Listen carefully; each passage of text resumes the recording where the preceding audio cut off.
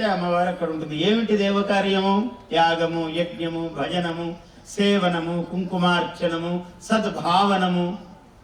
మంచి చీర కట్టుకుంటే కూడా అమ్మవారు ఉన్నట్టే.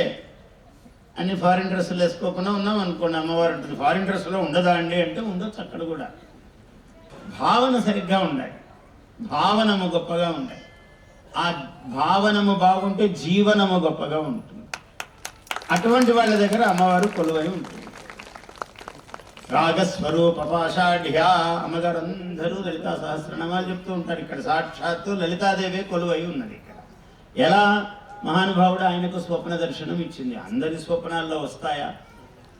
అందరు అడుగుతుంటారు, గురుగారు మాకు సింహాలు వెంట తరుముతున్నట్టు కళ వచ్చింది, పాములు తరుముతున్నట్టు వచ్చింది, నీళ్ళల్లో పడిపోతున్నట్టు, ఇట్లాంటి కళలు వస్తాయి. వాళ్ళ పుణ్యాన్ని బట్టి కళలు వస్తాయి. మరి ఆయనకేమో అష్టాదశ భుజ ఉన్నటువంటి అమ్మవారు కళలోకి వచ్చింది. ఎంత యోగం అండి, ఎంత పెద్ద విషయం. గొప్పవాళ్ళకి గొప్ప కళలే వస్తుంటాయి. మీరు కూడా అమ్మవారి భావన చేస్తే అమ్మవారే వస్తుంది. ఎప్పుడు భయము, పక్కింటి వాడు, ఎదురింటి వాడు, మన వెనకింటి వాడు, ముందింటి వాడు, వాడు 2 అడుగులు ముందుకు జరిగి గోడ కట్టాడు, ఇవే ఉంటే ఇవే వస్తాయి. వాడు ఎప్పుడు గోడలు ఎవడు సరిగ్గా కట్టడు, ఎవడో జరిగే కడుతుంటాడు. ప్రపంచంలో అదొకటి. వాడికి 10 ఎకరాలు ఉన్నా సరే 10 అడుగులన్నా జరిగి గోడ కడితే తప్ప వాడికి నిద్ర రాదు. వాడు మహానుభావుడు. మరి ఏం చేస్తాము? కాలం అట్లుంది. 10 ఎకరాలు ఉంది కదరా, ఈ 10 అడుగులతో ఏం కావాలి అంటే కొసరు.